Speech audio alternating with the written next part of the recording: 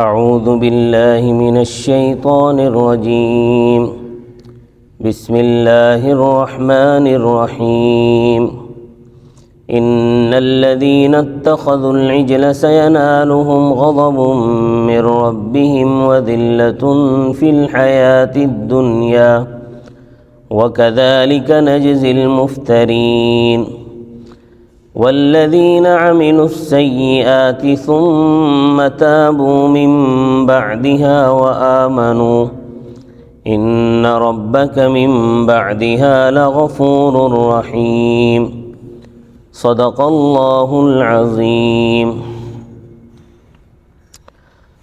یہ جو گوسالہ پرست تھے جنہوں نے بچڑے کی پوجا کی تھی، ان میں سے کچھ تو سنبھل گئے جیسا کہ پہلے گزر چکا ہے، اور کچھ لوگ مرتد ہی رہے۔ ان میں سے ان کا جو لیڈر سامری تھا وہ بھی مرتد ہی رہا۔ تو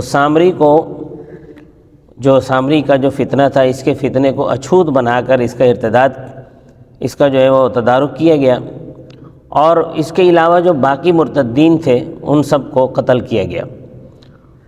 دنیا میں مرتد کی سزا قتل ہے، مگر یہ سزا مرد مرتد کے لیے ہے، مرتدہ عورت کو یہ سزا نہیں دی جائے گی۔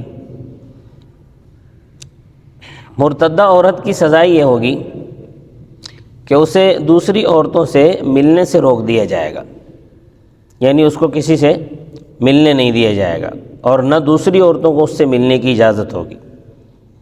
مرد اور عورت کی سزا میں یہ فرق اس وجہ سے ہے کہ اصل میں فتنے کا سد باب مقصود ہے، کیونکہ الفتنۃ اشد من القتل، فتنہ قتل سے زیادہ سخت ہوتا ہے۔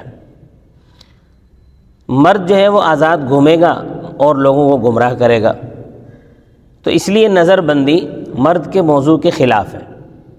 البتہ عورت کو نظر بند رکھا جا سکتا ہے، اس لیے عورت کو نظر بندی کی سزا دی جائے گی۔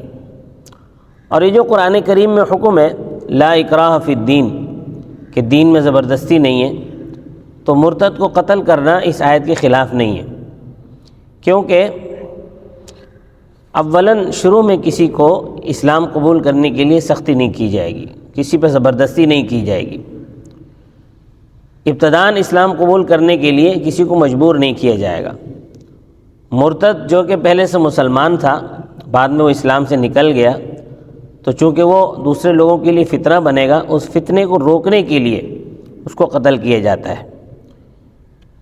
چنانچہ مرد کو تو قتل کر دیا جائے گا، البتہ عورت کو اس کو قتل نہیں کیا جائے گا جو عورت مرتدہ ہو جائے، اور مرد کو بھی ایسے ہی نہیں قتل کر دیا جائے گا، بلکہ مرد کو اس وقت قتل کیا جائے گا سب سے پہلے اس کو قید کیا جائے گا، اور اس قید کے اندر اس کے شبہات دور کرنے کی کوشش کی جائے گی، اس سے اس کی شبہات پوچھے جائیں گے، اور جو اس کے شبہات ہوں گے اس کے شبہات دور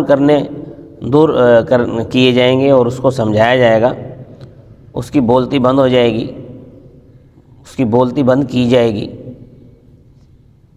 پھر جب وہ اس کے شبہات ختم ہو جائیں اور وہ کوئی جواب نہ دے پائے گا، پھر بھی اس کو 3 دن کی مزید مہلت دی جائے گی کہ سوچنے کا موقع دیا جائے گا۔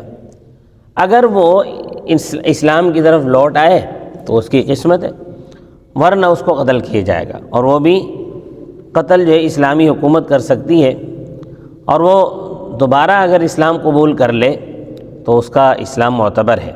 ان آیات میں یہی مضمون بیان کیا گیا ہے۔ فرمایا ان الذین اتخذوا العجل سینالهم غضب من ربهم، ان الذین اتخذوا العجل، بے شک جن لوگوں نے بچڑے کو معبود بنا لیا، سینالهم غضب من ربهم وذلۃ فی الحیاۃ الدنیا، ان کو عن قریب ان کے پروردگار کا سخت غصہ پہنچے گا۔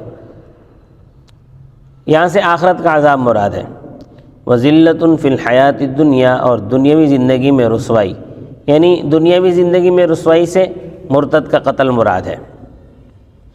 وَكَذَلِكَ نَجْزِي الْمُفْتَرِينَ، اور اسی طرح ہم افتراء پردازوں کو سزا دیتے ہیں۔ وَالَّذِينَ عَمِلُوا السَّيِّئَاتِ ثُمَّ تَابُوا مِن بَعْدِهَا وَآمَنُوا، اور جن لوگوں نے برائیاں کی پھر ان کے بعد توبہ کی، والذین آمنوا اور ایمان لائے، من بعدہا وآمنوا توبہ کے بعد ایمان لائے، ان برائیوں کے بعد، ان ربک من بعدہا لغفور الرحیم،